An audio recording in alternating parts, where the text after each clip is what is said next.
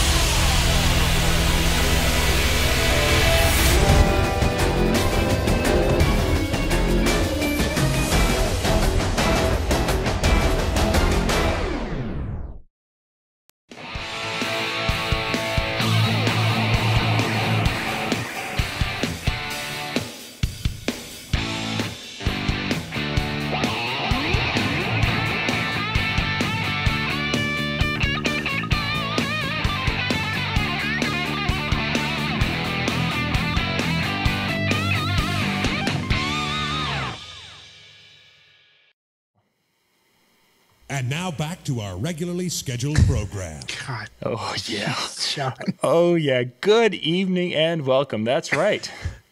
I have got my little effects processor right here. Yeah, baby. No, not so much. Well, I'm giving my own effect. Wraps it up for tonight. Everyone have a great night. Play us out, John. Yeah. Everybody's heading to bed now. Where's my happy trails? I don't have it. I don't.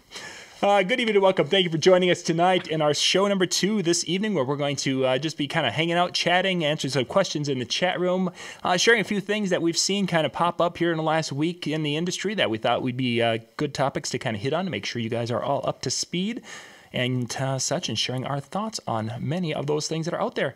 Yay! So we have the one and only Dan Carpenter in the upper left corner, and the bottom there, Jared's keeping the bottom row all nice and neat. And, of course, I'm up here in the upper the other side. I guess Right. really, I'm on the right, you're on the left, yeah. Shani, who will be with us next week, who was with us last week, was it last week? Yeah. Is busy working tonight, so we miss having Shani with us this evening. She'll be with us next week and be able to catch us up on all the things that the cool kids do. It's true. It's true. It's It's true. sad because it's true. Yeah, that's right. I have a new toy out there, so we're just super excited about that. I mean, you can just see the excitement on their faces. It's almost like having Megaseg, but not quite that good. Why not use Megaseg then? Well, I You needed just like the hot buttons on Listen, it. if you guys keep like saying that name, I'm gonna have to go to the bathroom again. Yeah, exactly. No, I like the hot buttons are the cool thing, is because then, you know, actually every time I say it, I could just do this. Okay, maybe not.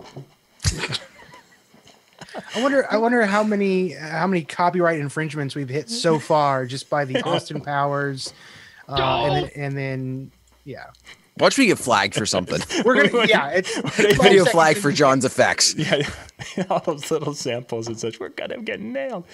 Oh. So let's kind of jump into our stuff for tonight. What we're going to be doing on our Monday night show is they're going to be changing just a little bit as we progress into 2018 because of us having a lot more of the content shows and music shows and such that are going to be coming in on the schedule, which you can go out to the DJNTV Facebook page and find the schedule. There's going to be a lot more content there. So tonight and the Monday nights are going to be kind of more that kind of a casual hanging out and chatting, sharing our thoughts on different things. There'll be occasional times where some people might even be jumping in with us to talk a little bit about something that's happening out there in the industry. So with that, that's kind of what we're going to do tonight. So guys, anything it's like else? the post-event hangover show. You Pretty get much. done with the weekend, and now you need that day to kind of recoup and figure out what the heck you're going to do before the next weekend. Precisely. Eat greasy food, come over from the hangover. Yeah, okay, I gotcha. Yeah, and this is, of course, bridal show season, where I've talked to a number of DJs who are just crazy with bridal shows right now. This past weekend was the first big weekend. I was talking to a young man who actually he did 2 bridal shows this past weekend. It's like, how did you manage to do that? And he goes, well, one of them went from this to this time, and I had part of my staff here, and one of them went from there, and he bounced between the two to make an appearance at both bridal shows. And kind of an interesting thing he was saying is that he really felt that that the brides who were at the bridal show, he actually said we were booking shows at the show, and he hadn't done that in a number of years. And he found that very interesting, that they were coming in and they were kind of excited to be buying at the bridal show itself. And I wonder if that's a direct relationship to, you know, the economy coming back, and that perception that, you know, that the stock market's at an all-time high, and, you know, we're hearing reports that there's more money being pumped into the economy because of businesses giving money, whatever. I wonder if that's what that was, if there's something else behind why brides were interested in purchasing. Well, I think personally, if the show is doing something right, they're getting out the name as far as who's are going to be there. You know, there's a list going out, whether it's to their email blasts or whatever. And I think we're definitely at a point where brides are becoming more informed, and they're doing a lot of research ahead of time. So I think for some of them, by the time they get to the show, it's just kind of one of those things like, I can check all of these things off in one day. I've already done my research, so I know kind of who I want to talk to or what little piece I want to get. I don't, you know, it'd be interesting to find out and talk with him. How much time did these brides that booked with him on the spot, how much time did they spend talking, or were they already coming in knowing about his business, knowing what he could present, and then running with it? Mm-hmm. I was actually having a conversation about this with my friend Nicole, who's a photographer here at Indy. And if you look back, I don't even know why this correlated in my brain, but if you look back at the election seasons in the 4 electional years, you see a wavelength that happens where in year 1 of an election, it doesn't matter if it's a Republican or a Democrat, but year 1 of the election, normally people spend significantly less money. Year 2 and year 3, they start to spend more and more. And then in year 4, they start to pull back again. And that's where that wave comes in, back and forth. We're getting ready to hit 2000. Well, we're in 2018 now. So this would be the second year and more money is starting to be spent. So it wouldn't surprise me if in this year and next year, 2018 and 2019, you hear more stories about that, John, where people they're booking on the spot. They've got money. They're excited about spending. But when I look back in several years, at least the last, was it 12 years, I think, that I've been using DJEP, I can see that trend. I can see that trend back up and down every 2 years. It's back and forth, back and forth. For me, it helps me plan out logistically how I'm going to spend my money and, when I really need to save it and when I can just have a little bit more fun with it. Yeah, that's kind of an interesting idea that there's the ebb and flow, and we definitely have seen that over the years. We've been doing this long enough that you can see that that it definitely does. The year after an election, especially if you've had a nasty election like we had last year, 2017 was, and I know for some of you, you had a really, really good year.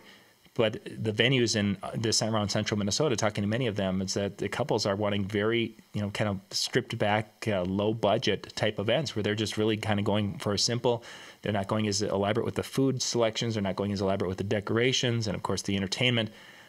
I had more brides who were asking me not to be bringing the lighting and the video things last year because they wanted just that kind of really scaled down look and feel to everything we did, which is okay because it's less set up on my side as far as that goes. But this year, I've seen a different thing. Is the brides we talked? Tim's mentioning photo booths in there. This year, I've got every bride who's wanting one and possibly two photo booths at their weddings, which is odd. I wouldn't. Last year it wasn't. They weren't interested. 3 years ago, they were very interested in having that. They were having the big photo booth. They would have us do the photo bench idea before the guests arrive as they were coming in. There was just a lot of things going on, 3 years ago that weren't going on last year. Can I pause you for just a second? Yeah. What's a photo bench? Photo bench. What we did is we started this is we had an old bench and we brought this to the reception, and I had one of my children basically set up, and the reason I had a live attendant at this is similar to the photo booth, but we did it with a very nice camera, and these were weddings in which there weren't photographers that were taking pictures at the reception. I make sure that's one of the first things. So as the guests came in, there was this bench kind of close to the entry, and we'd ask the guest to go and sit down as a family unit, and he would take a very nice picture. So basically, it was a sit-down family portrait that he was taking. Those pictures, then we would put those up on the big screen, and we'd roll those through the dinner time, and then after everything's done, the bride and groom get all those pictures. That was such a fabulous thing, and I thought when we started doing this, and the way people were referring, telling their friends, "Hey, you've got a wedding in a month," and they knew that I was doing their wedding. You got to have this. This is awesome. So that first year that we did this, it's like, oh my gosh, this is gold. I told Lori we should have been doing this 15 years ago, and we would have gone crazy with it. The next year, a couple did it. This past year, no one had interest in it whatsoever. It was just the timing. And now that it wasn't a huge investment. I think I want to say I charged like $300 for one of my teenagers to be there and take pictures for about an hour during that time frame. But the effect of it is very few times you're going to be showing something on the screen when you have all the eyes. The very first time you do it through the rotation, everyone in the room is watching that screen. And they're just waiting for their picture to come up, and they're seeing, there's Uncle Phil doing something silly on the camera, what have you. It was a really good thing. Have you stopped promoting it, or are you just? I stopped after this past year of promoting it. Now it might be something for me to look back into, but I've changed a little bit with the photo booth. I had the full, 3 years ago we were doing the full setup photo booth. Then that kind of there wasn't the interest in it. So this fall, late summer, I transitioned into doing an iPad photo booth, or a selfie booth, I should say. And that became a lot less work. Didn't have the printing, didn't have to do this, and it was a quicker setup. And the response of that was very good. That the iPad selfie booth, that's where I have two of those that I have purchased now. And I have brides who are wanting both of them at their wedding. One on this side of the dance floor, one on that side of the dance floor. That way there's two going and there's no waiting, and they could take their picture. I mean, Brandon Havrilla and I talked a lot about the software and such that we're using, and it's going over very, very well. That's actually the ad for that is the ad I'm running right now locally with my different weddings and such. It's just talking about that little selfie booth, and that ad has I think, let's see, since the first of the year, I've had 8 inquiries on weddings for the DJ and that selfie connection. So it's been doing very well. Well, you can't complain with making money. That's all I got to say about that. Yeah. If you're making money, you're doing something right. And thank goodness John is going to purchase Dan and myself one of these selfie booths so we can start making some extra money over in our territory as well. On behalf of both of us, thank you, John. You're welcome. Greatly Yeah, appreciate baby. there. All right, another $12 going out of our pocket right there. Right there. All of a sudden, Mike Meyer, why is he getting kickbacks on this show? Man, if you could get Mike Meyer, I mean, he's doing nothing else right now, but if you could get him on a show, I don't even know what you would talk about, but he would be an interesting fellow to talk to, just to interview and sit down and have a casual chat. Because all he's doing really is playing hockey right now. That's all he's Gong doing. Show. Oh, is he still doing that? I don't know if it's Well, still on. I haven't phrased that. He was. I haven't looked at Wasn't it. it a summer spot? Okay. Yeah. So he's got some time off. He's got some time to kill. He'd be a fun person to talk to, but it's just a question of, I think that he's one of these guys, you talk to him off camera, you get Mike Meyer. When you talk to him on camera, you get Mike Meyer type of a thing. You know, that's not that I've talked to a ton of celebrities at that level, but you when you start talking to some of these folks and you find out that when they're not on camera and are not on, they're more introverted than we are. Yeah. And it's like, wow. Do you find yourself, I'm going to segue this a little bit. Do you find that you're the same way as a DJ? Oh, very much so. Very much so. It's when I'm out and about and doing different things and such, I could just sit back and kind of blend into the environment unless it's needed. And it's a different story. And when I say needed, obviously when I'm performing, that's one thing. But even in a situations where if I'm leading an organization, as an example, there's a different expectation of what I'm going to be doing and needing to do to fulfill that role. So when I was the president of this group here locally, or I was an elected official, I'm filling that role and filling that in a more a bigger role than I probably would if I would be just coming there and sitting in more passive with that. To part because it's fulfilling and playing that role and playing it properly. Bill Herman talks about that whole where everything's acting. It's just some people have a stage and some people are doing it in real life. What about you, Dan? Oh, totally. Like, So, does your personality change a little bit when you get behind the microphone and the decks? You put a microphone in my hand and put me in front of somebody, give me a chance to take a deep breath and start going. This, even just like here, is a completely different level than what I am without. It's very hard for me to, I don't say hard for me, maybe not, but it's difficult sometimes to kind of take that step forward. You put the mic in my hand, you put me behind some decks, and it's different. It's just kind of, it frees up a different side of me. Sure. I was always very shy growing up. And it was about high school, out of nowhere, I kind of just started going through this change where I was like, okay. And I started just kind of be a little more free spirited and stuff like that. And then through college, I kind of regressed a little. And then it wasn't until when I started DJing that it's like almost two sides. Jared, somebody asked a question in the Facebook and I didn't see this. They're wondering if you actually play. You've got a couple of guitars behind you there. Oh, that's just cardboard. It's just there for show. There's not even a couch. There's literally, it's just a big picture. That's all it is. Back there. No, He's green screening it all. That's the whole thing back here is just even a dog crate. That's how meticulous I am to make people think how my life actually is. Talk about acting versus real life. No. I do play. I'm more of a bassist. So Jason Spencer and myself have chit-chatted several times about the old 5-string. And then I dabble on the guitar. I'm not a phenomenal guitarist by any means. But I'm a pretty solid rhythm guitarist. So I could be, if you just need that guy to kind of keep the rhythm going, keep the strong vibe going, I can do that. Now, Sure. Bass, I'm a little bit more flexible. I've been playing bass for almost as long as I've been DJing. And when I heard Paul Simon's "You Can Call Me Al," when I heard that bass lick in there, I'm like, I've got to learn that. I have to learn that. And then I don't know if you guys know this, but when they recorded it, he only played it halfway through. So if you're familiar with the song, right? And then it hits that bass line where it goes doodle doodle doodle doodle doodle. Well, he only plays it till halfway through what you actually hear. And then what they did in post was they flipped it and they played it backwards. Yeah. So ever since they did that, now the guy has to, whoever's playing it has to like do it twice as long.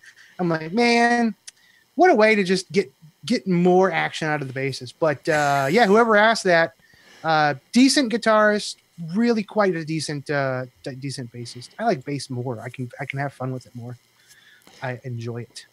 And then Dan, someone made a comment that those pioneers behind you need to be set free. They do, and they will be for a rape cost. But that's where it's ended. That's where we. I think you could you like sell tickets and like have some sort of an auction or a raffle? Probably. Anything's possible as long as you don't get caught. What was that? Anything's possible as long as you don't get caught. Yeah, exactly. I mean, exactly. Game of chance, that would become illegal in my state. As I found out as we tried to do one for our charity dance that we do. And we didn't get caught. I mean, like I pursued it. I was looking into it.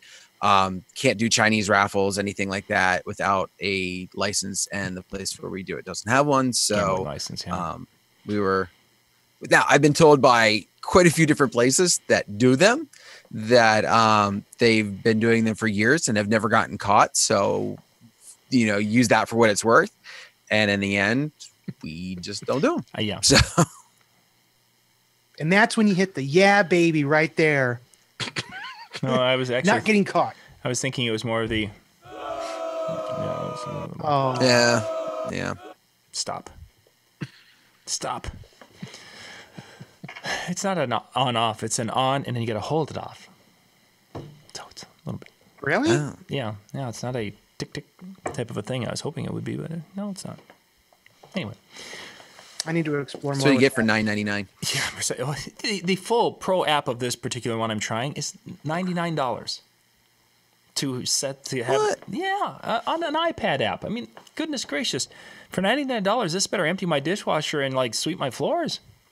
I'm thinking. Well, that's like the lighting app that was $130. Yeah. Did a little more, but that's still. kind of cool, though. What's the difference between the $100 version and the standard version? You can only have one show programmed in here, and if you want to do multiple shows. So you can actually set this particular app up where you can have these little audio sequences all lined up, kind of like in a playlist we would, for autoplay, and you can go ding, ding, ding, ding, ding right down. So you can it's kind of cool, but if you have multiple shows, so for podcasters who are doing, this is my Tuesday morning podcast where I'm more serious, and this is my Wednesday evening podcast where I'm a little more lighthearted. Yeah, they ding you $99. I wonder if you could use that for a ceremony. You probably could, because you can put any song on the button. So you could have, I think there's 16 spots on this particular spot. So you could have songs and go down. And then, of course, when they're in that playlist, that autoplay thing, that's, I think, when it get to the end, and you can set it up so it could go to the next one. And you can set endpoints and segues and fades and such on it. So it's actually kind of a neat program, but... I think that's another great investment DJNTV and John Young can make into Jared and Dan is. So we can all sit here and push the button and say, yeah, we don't even have to talk. We'll just pre-record everything we want to say, and then we'll just sit here and push the buttons. Yeah, I think we're onto something. That would be hot. Jared, I think you're going to become my agent. You're just going to talk everything. Scott had a question about gobos. Scott Carroll. Scott, if you're still up there, I saw it was a little higher than that. So I saw it pop up, and then we got sidetracked. Sorry. No, it's all right. So we'll get back to that when he has that. So getting to something that I've seen on a few different. I found a couple of chats, DJ chat rooms that on Facebook that I didn't know existed. First off, but these are the kind of guys like what MJ. I would say they're more like MJ than they are like myself as a mobile DJ. They're club guys who do the bar thing, and that's what they do. They do multiple nights a week. You'll find them somewhere spinning and mixing and such at that level, doing these little 1 and 2 hours, and then they'll do the midnight to 3 in the morning type of thing, whatever. But I've been in a couple of their groups, and they're trying to add some additional mobile DJs, and they're starting to, some of these guys are needing to look into the mobile world. So their discussions and their conversations are things that I've seen, from people who are making that years ago. One of the conversations today was how do you know what to charge? And, we've heard this conversation a million times and such, but it's always interesting to hear someone who has very little idea of what to charge. And there were comments out there like, it depends on what I charge so much an hour, and it depends what gear. If I have to bring out more than my computer and my controller, I have to I charge extra for every piece of gear. Which, of course, my thought to that is that, okay, so let's say that you own all this gear. You own $10,000 worth of sound system and such. If you never need it, but you own it, but if you never charge to pay for it, somehow you've paid for that gear. So either your hourly rate is paying for that gear and you're not making anything, or you have to have another job that paid for those speakers. It doesn't make any sense to me. That whole thought process that my rate is dependent upon if I'm bringing any gear out compared to the amount. I can see now if you're having to rent gear to bring out to the show, you get to that point, but goodness gracious, you'd think that you would have a base amount that you have figured out in your business plan, as Drax would talk about, but that part wasn't in the discussion. Well, I think we all do that though. We just might not think of it quite in the same fashion. For example, uplights. That once you've made the initial charge, the initial purchase, there's not really a whole lot of upkeep that we could say, quote unquote, that we're billing for. Like with a photo booth, you could say, okay, well, I've got to replace the props and I've got to replace the XYZ. So, when that comes out, a portion of that is going to it. But, when you have these uplightings, when you send them out, there's that extra gear that you're bringing along and therefore charging for, unless you have one set price and okay, this event requires uplighting. Okay, I'm bringing it for free. I don't know, thoughts? Yeah, I could see some things. I think maybe I wasn't making clear is that there's the basic things that we have as DJs, our microphone, our computer, our different things. We have to account for those costs. And then there's the upsell things like the uplighting and such. And those we have to look at opportunities when we sell. But to consider basically everything that we have as you're not taking it into account for our business just doesn't make sense to me. I've always looked at it as a not a pyramid's the wrong word, but as a triangle where you have 3 points that you have to figure out where you're going to make your cost. So if DJ John Q Smith reached out to me and said, how do I know how much to charge? I would tell him he has to do 3 different things. First, he's got to figure out the and this is going to be super blunt, but I'm just going to throw it out there. You have to figure out the base equipment cost. How much is it going to cost for the equipment? Because that's the thing that's going to be the easiest thing to figure out. How much is it going to cost to rent 2 speakers, stands, cables, the mixer that you want? Find out all of that stuff, and then you have your base number to work off of. So if all of that rental, just the rental by itself is $600, it costs $600 just to rent the equipment. That's your starting point. Then you have 2 more points that you have to figure out on top of that. The first point is your expendables, the stuff that expendables or purchasables maybe is another word that you can use. So the music that you have to always upkeep, the marketing that you're doing, all of that stuff that is a continual purchase over and over and over and over. All of that is the second point. So you have to take all of that figure and then see, if you're spending as an estimate, I don't know, $400 a month on music and videos and insurance and all this other stuff. And then you break that down into, okay, well, if that costs $400 a month and there's 4 prime Saturdays that I'm looking to book, well, that's $100 a week. So that $100 has to go on top of the $600 that I just figured out was the base bottom that I can go. So now I'm at $700. Now, $700 on top of that is me. Now, what's my time worth? my time put into a wedding, put into a special event, put into a bar even, or anything else, and you figure out what your time is worth, how much time you're going to put into the event. And once you figure out how much you're worth, I don't care if it's $20 an hour or if it's $2,000 an hour. Once you figure out what you feel that you're worth, you put that number on top of it. And now you've got the value that you want to sell yourself at.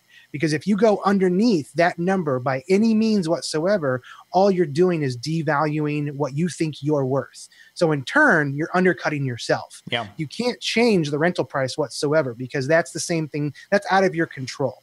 You can purchase the equipment so you don't have to worry about the rental fees and whatnot, but you're still going to have those costs. So I just say use the rental as a baseline, so to speak. If you have to go rent the equipment, then you can go rent it. But if you cut anything out from whatever number you come up with, you're undercutting yourself and you're devaluing yourself over and over and over again. And when guys actually sit down and when girls sit down and they figure this out and they see that number and they're like, there's no way I can get that much money. And it's like, well, why not? It's no longer just about the ultimate number that you're looking at. It's about what you yourself have figured out your worth. Mm-hmm. And once they see that total and how they got to that point, it's kind of hard for them to back down from it. And I don't know. I mean, that's the easiest answer that I've always come up with when somebody, and I don't normally comment when somebody's like, well, how much do I charge? I'm like, it's so different no matter where you're at in this entire world. You have to figure it out. But if you follow those three kind of steps, you're gonna be able to figure out how much you can charge and get for yourself. One a video that I think I did 3, 4, 5 years ago, I did a series of videos on how to set your price as a DJ, and I went through many of the things that Jared was just talking about. A comment on that probably 2 or 3 days ago was from a guy saying, this is all fine and good for an established DJ, but what about somebody who's just starting out? As an example, I have to have a truck anyway, so I don't need to take an account for my truck. I'm going to have a cell phone anyway, so I don't need to have my business paying for my cell phone because, I would have it anyway.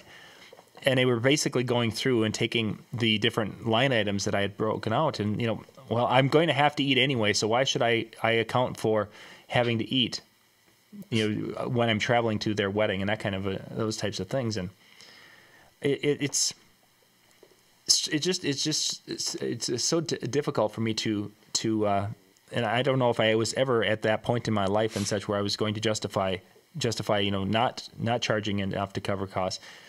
But Jared, you've got it figured out and this is where you're at. And yet some people will sit there and argue and say that, no, you don't need to be there. You don't need to do those things.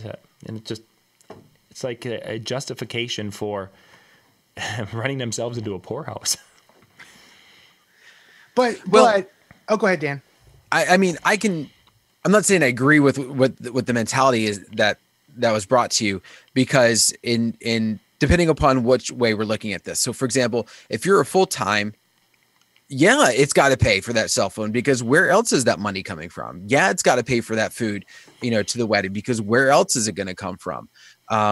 If that's what your income is, it's got to cover not only the food that you ate on the way to the wedding, but on Wednesday afternoon when you decide you're actually going to have lunch, it's somewhere coming from that as well. If it's part time, I kind of I see a little bit different leeway. When I go to the DJ Expo in Atlantic City, that's something my wife and I have kind of figured out, what money comes from the business and what money comes from our personal account, because I have a luxury in the fact that my daytime job takes care of things.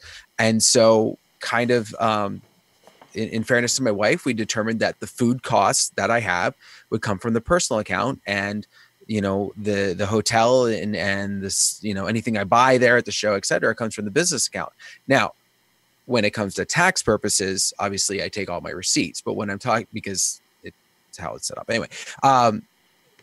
But the cost in that is where does it come from? So I do get that, but exactly as John said, it's almost like you're robbing Peter to pay Paul. You're taking money from somewhere. Why not let your business pay for those things? Mm-hmm. Don't work for your business. Have your business work for you. Certainly. In the case of the business, these are all items that are business deductions. If you're filing taxes and different things, I mean, that's just easily done. I mean, they are are there for that purpose. Sadly, I think there's too many guys and girls out there that are just they don't put themselves at the top of that triangle. They put the equipment or they put something else up there. And you know, I'm not going to turn this into a conversation about, you know, self-worth or anything of that nature. I think that's for next Monday. That's next Monday's conversation. But that's the mindset that I think struggles with it significantly more.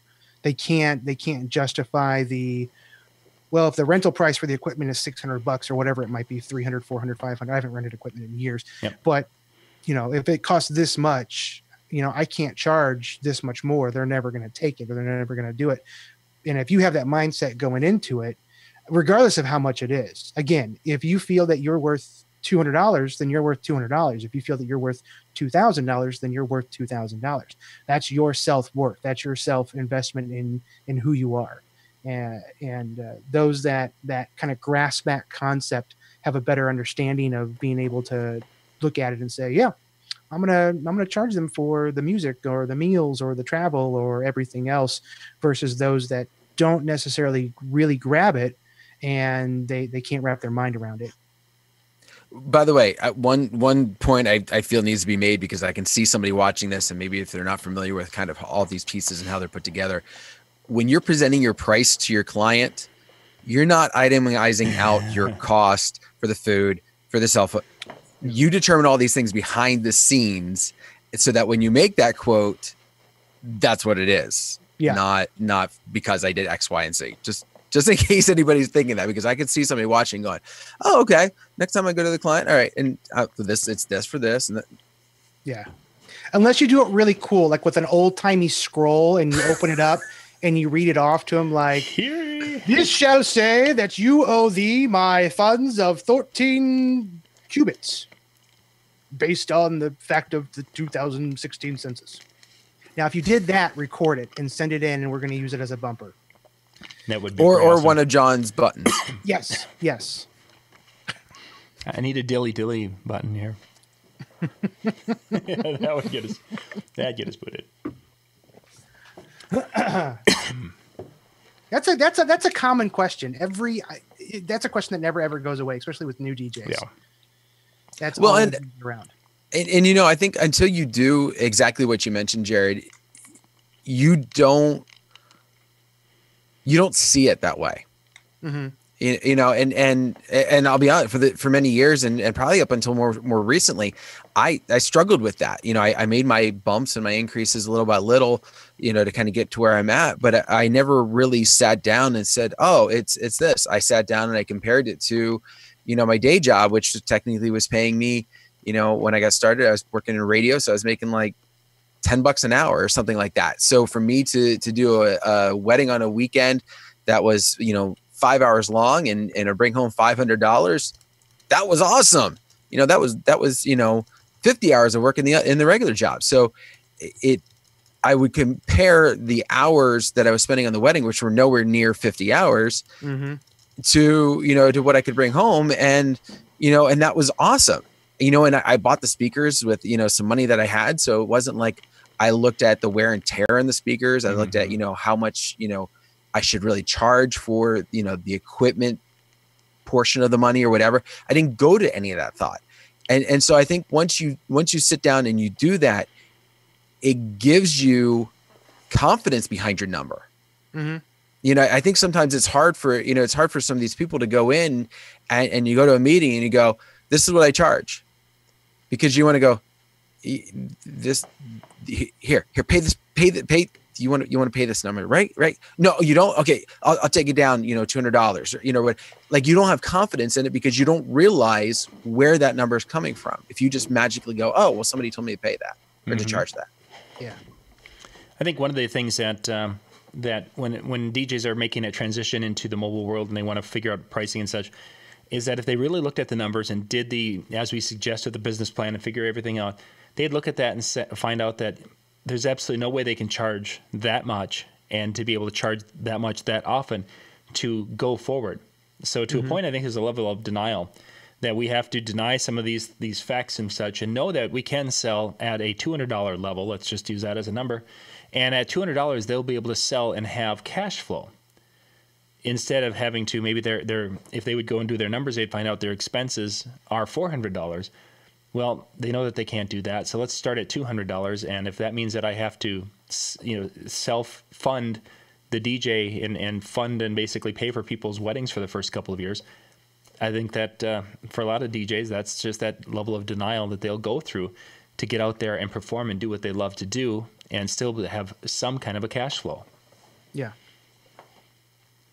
I still remember that one of the first things that someone told me when I moved out on my own and I got my first apartment, and they said, don't live outside your means.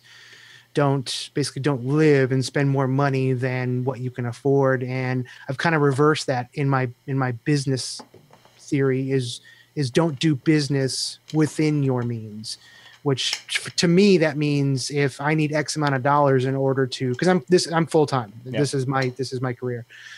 If I only charge exactly what I need, I'm never going to get ahead of the game. Mm-hmm. I have to charge more than what I just need to survive on in order to sustain or to have sustainability for the long term. Yeah. And that's just, again, that's business maybe 201. Probably. I'm thinking maybe 101. Yeah, it's a little bit more advanced, because the idea, which you're, as a person who's running a business and you want that business to grow, you're looking at, okay, what do I need to be making in 2019? Mm-hmm. That's what I've got to be looking at, is I'm selling today for 2019 shows. Even though I'm booking 2018 shows, I have to make sure I'm not cheating myself. Yeah, I need to be making Dan Carpenter money, where I can just have random Pioneer speakers just sitting around as coffee tables. Yeah, exactly. So they're holding your trophy. No. You have a drink? There's an award right there. Yeah, there's that is my and Jared, if you do well on the show, you might have one come this summer. Yeah, that's very true. That was a touching award ceremony. Do we get a choice between the award or the iPad and selfie system? No, because that came from a viewer. That was a viewer, not from John. Yes. Holy moly! So that's like that's a viewer's choice award. That is. That is a viewer's choice award. I was voted the best bald-headed guy of the Monday Night DJ chat. Challenge accepted. Give me 5 minutes. You are not taking my award. Nice try. All right. I got a year. I got to figure this out. Congratulations on the win, though. Thanks. Yeah, it's something you can definitely put on the resume. Right there. That adds some more dollars into your price that you give. You know what? I increased an extra $5 for every wedding just because of that. Yep. And then when they ask, well, why do you charge that much? You just kind of reach over, you grab it, you set it down, polish it off a little bit, and be like, that's why. Yeah. Just following the chat room here. You're good. We're good. So yeah, the conversation. It's kind of interesting how the booking cycle goes within the DJ realm. When you've got the DJs who are doing the bridal shows and are very active and aggressive with that, and then you have the DJs who aren't doing the bridal shows and are really not doing much for marketing. They're kind of sitting by the phone waiting for the phone to ring. And during this particular time of the year, this should be the hot time for people to be calling and such. But if you're still waiting for that, not as many couples are using the phone. I had 3 of them text me today. It's just that's the way things are. So you've got some DJs who are thinking that they're doing well and things, and now you've got other DJs who are like, oh my God, my business is drying up. What can I do to save my business? And we get back to trying to set prices low and trying to sell, even though that's not their pricing isn't causing them to lack in a situation. It's their marketing or it's their methodology, their online presence. I mean, Reggie mentioned that he's in the middle of Wisconsin and he doesn't need a website. I would probably say that that's not accurate. Reggie mentioned that way in the beginning of our show. Oh, yeah, okay. I mentioned that. Reggie is kind of known as the polka guy in his area. His father was a big polka band person, and he fills a certain niche with his polka music. Does he need a website? Well, if he's selling to my 90 or 87-year-old grandmother, or mother-in-law, I should say, who is our kid's grandmother, obviously. Yeah, she only uses the internet on the iPad. She doesn't know what Google search is. She knows what, how she can get to Days of Our Lives and she can get to the weather radar on her iPad, and that's all she's after. Now, if you're selling to the 60-year-old and down, now they know how to do a Google search, and they're going to search, Central Minnesota, wedding DJ, that plays polka or something to that effect. So I think that you have to have that in this day and age. Jared, this is actually a good question, because I wrote this article for the Lori's newspaper this past week of should you have a website or not. And my thesis of my article was that you need to have a website, but it's almost more important to have active social media channels than it was the website. What's your thought on that? I mean, can a person have basically a website that's pointing to the channels and just have that kind of a semi-static one-page website? Will that work in this day and age? So the simple answer is, if you don't have a website, I don't care what demographic you're shooting towards. If you don't have a website, you need one. And the reason why is your website is the only thing, for all intents and purposes, that you completely control. There's a chance that tomorrow Facebook could just shut down. They could sell. They could no longer. I doubt it, but I'm just playing to the extent of the what ifs. That's a good point. Yeah. If you put all of your time into Twitter, if you put all of your time into Snapchat, or look at MySpace, if you put a lot of time in MySpace and you were banned and you were getting into MySpace, several years ago, you can't control any of that. But what you can control is your own website. And for me, my website is the epicenter of all of my online communication. And by communication, maybe visual presence is a better term. That is where I drive everybody to. If it's social media, if it's website, if it's The Knot, if it's Wedding Wire, whatever it is, I drive it to my website because I know that I can control it. I know that I'm not going to have any issues with that at any point in time. Saying that, just because you have something that you can control doesn't mean that you should have other means of reaching out to people, though.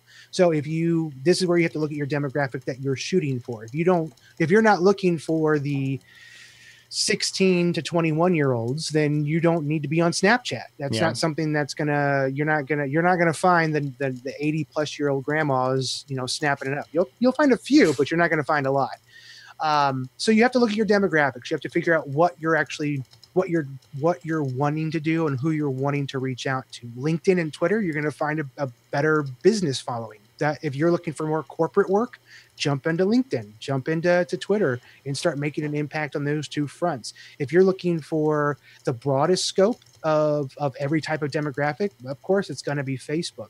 But to answer the question as simply as possible, John, if you don't have a website and you own a business, you're in trouble. I remember when the internet was still kind of in its infancy, and I was working for a multi-op here locally. And I went to the owner, and the website was up for probably about a year and a half. And I went to him and I said, listen, you need to do more with this. You need to have individual DJ pages. This is circa 99, 2000, something like that. You need to have individual pages that showcase each DJ, their personality, their individuality, so on and so forth. And he was, we'll get to that. We'll get to that at some point in time. And even when I look at that website now, it doesn't have anything like that. And they have gradually declined further and further and further in this local territory. But who has increased? It's the people that have put the time and energy and effort into getting on page 1 or page 2 of Google and, consistently updating their website. It doesn't have to be daily, but putting stuff out there that people want to see. That's the other thing. It's a visual market. So your website, load that sucker up with photos and videos. And as long as you can maintain your website and that stuff going on there, Google and Bing and Yahoo are going to keep saying, he keeps refreshing it. He keeps putting new stuff out there. We need to make sure that we stay on top of this versus the websites that just sit there and stay static. I remember when I redid my website was the same time that a DJ buddy of mine redid his as well. And he hasn't touched his. He hasn't touched his at all since he's redone it. And I think he's like slipping on page 3 or page 4 now of Google, and he's just gradually declining. You can watch him decline on Google because he's not doing anything with it.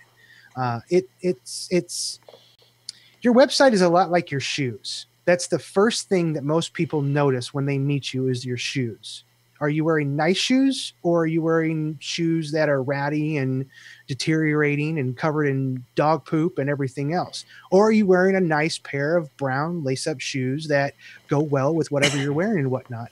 People notice that. People notice that type of thing. And if you want to build a good reputation online, at least online, your website is the foundation that you build your house on, which is social media and everything else.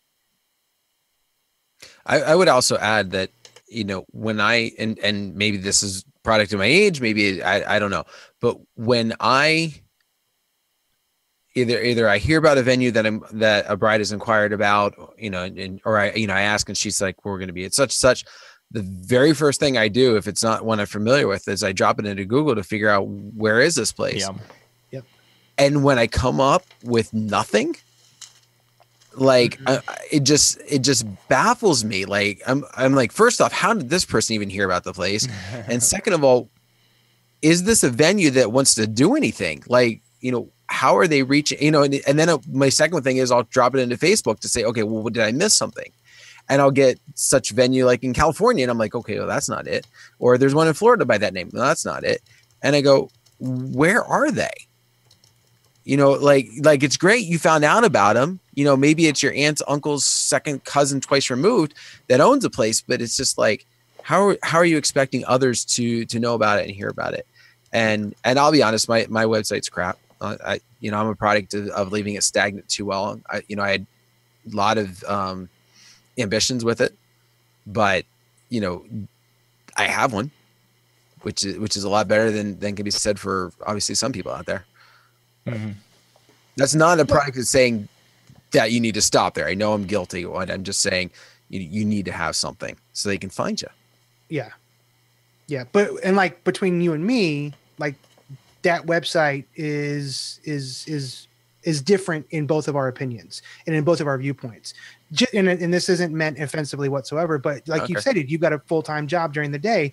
So the DJ stuff is not your primary source of income. So when somebody like myself, when that is my primary source, all of those different elements, the websites and the social media and all of anything marketing and promotion wise, it takes a different viewpoint. It's like, nope, that goes up on the priority level because it's such more of an important element in order for my business to thrive. So it's definitely still important for you, but you just have other things that are a little bit more important. And there's nothing wrong with that. There's nothing wrong with knowing that, these other things are kind of taking priority, whether it be family, whether it be your other career or whatever.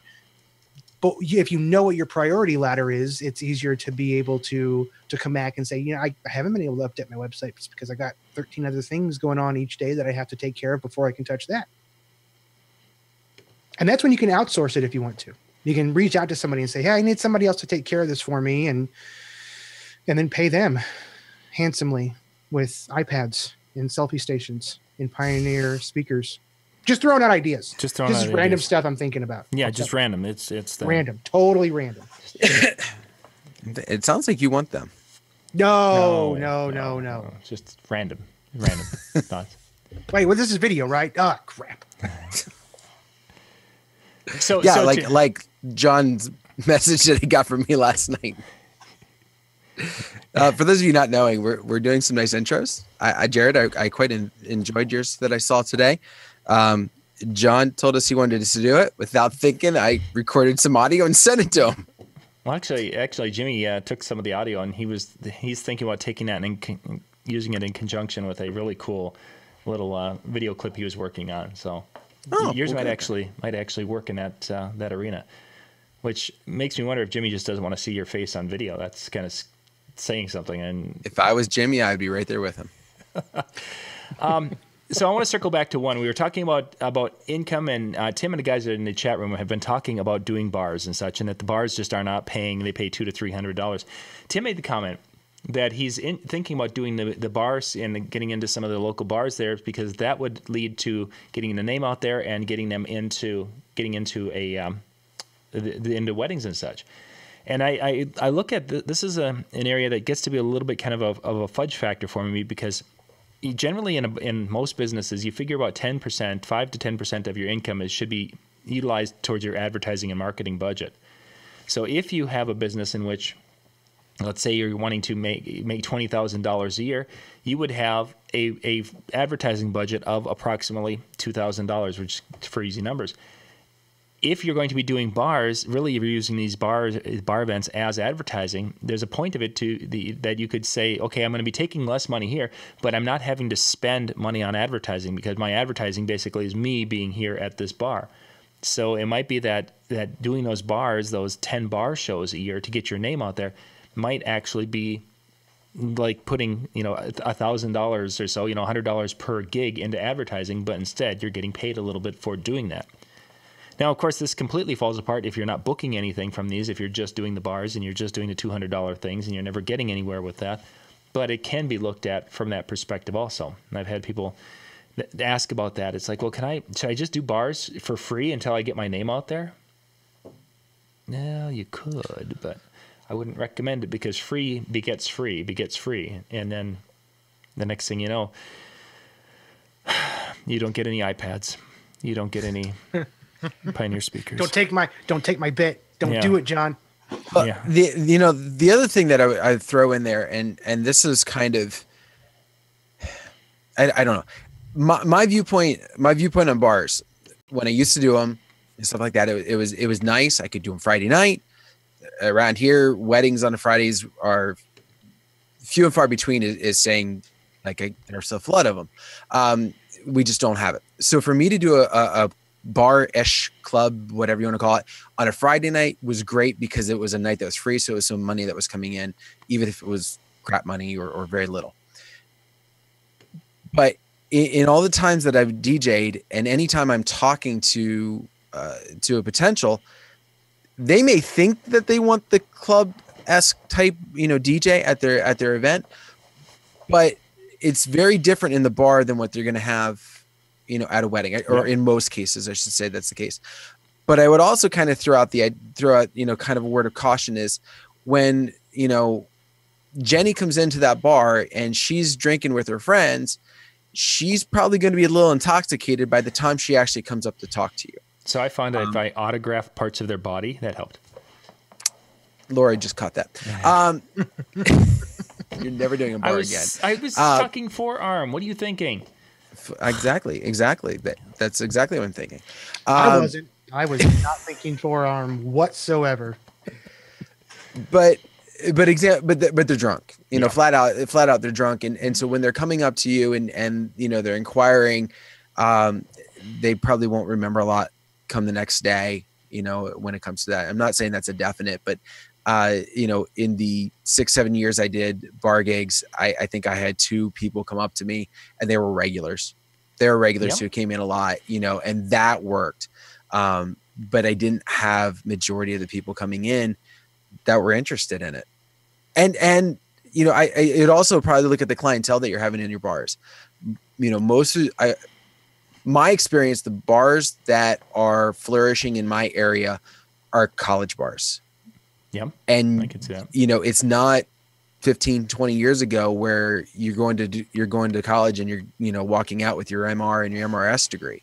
It's, people are getting married much after college. So are they going to remember this bar DJ that they had when, from college? Probably not. Again, somebody could come back on the chat room and could say, I work bars and, I get, 20 inquiries a year with it. Great. My experience has been, quite the opposite.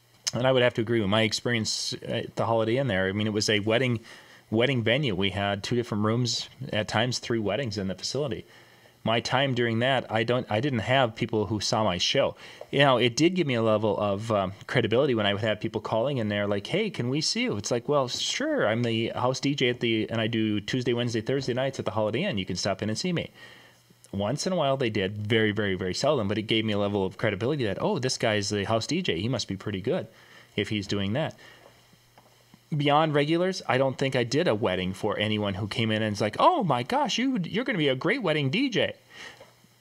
But some of my female DJs, they got work out of it because I think that some people saw that there was some competent women who could DJ and liked that feel they've done much better. Sabrina, who was with me for quite a long time, she was a bar DJ up in Alexandria and had kind of a regular show that she was doing up there. She did quite a few events for different people and such. And part of it might be that she connects much better with the crowd than I did at that particular time. I don't know for surely. But she's done very, very well with that. I've never considered bars personally, especially for a promotional aspect. My personal viewpoint is if your end goal, if your end objective is to become a fine chef, do you go work at McDonald's to get experience? Or do you go to school and get training on becoming a fine chef and then get a job at maybe one of the lower fine chefs, but you're much closer to that point that you're trying to be at? Good point. I guess what I'm trying to say is if what your goal is to be the best freaking bar DJ, in Minnesota or Pennsylvania or Nantucket or wherever there might be around here, if that's your ultimate goal, then hit the bars and hit them heavy.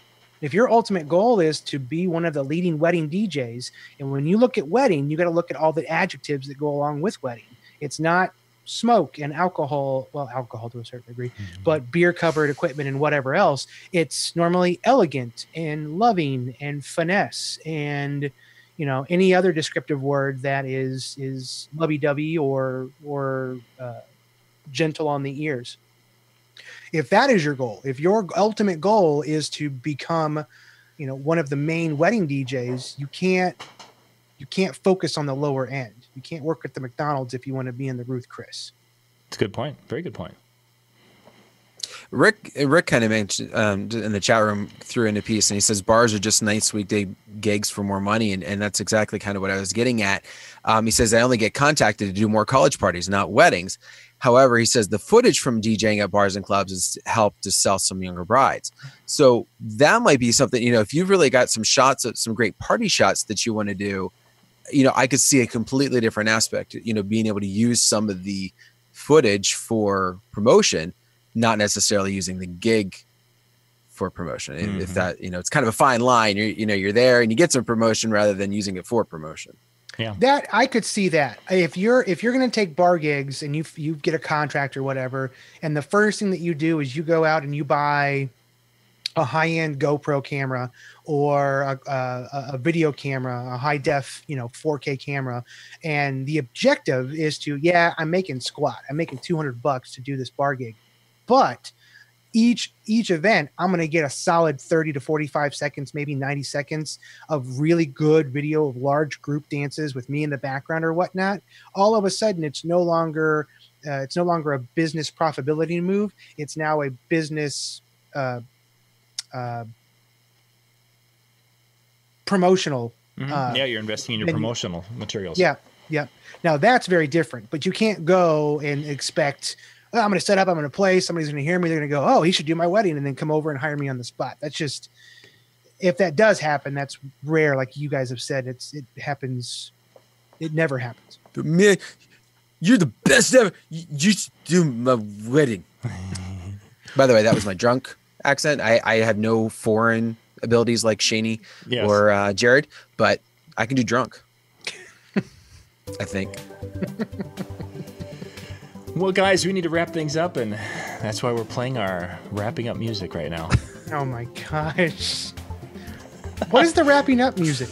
I don't know. It's something that's not licensed, so we don't get stung with that. So we're going to get stung with everything else. The one thing that we play that's not probably licensed, and it's like wrapping up the show. Well, yeah. It gives us a little time, and, it has that time. So thank you guys for being with us and watching tonight. We'll be back tomorrow night with our Tuesday shows. You can check all this out at DJNTV on the Facebook page. Go check that out. And we will catch you tomorrow night with Ben Stowe at 9 o'clock Eastern, 8 o'clock Central. Jared, Dan, thank you guys for being on and with me tonight. Good night, everyone. Thank you. See ya.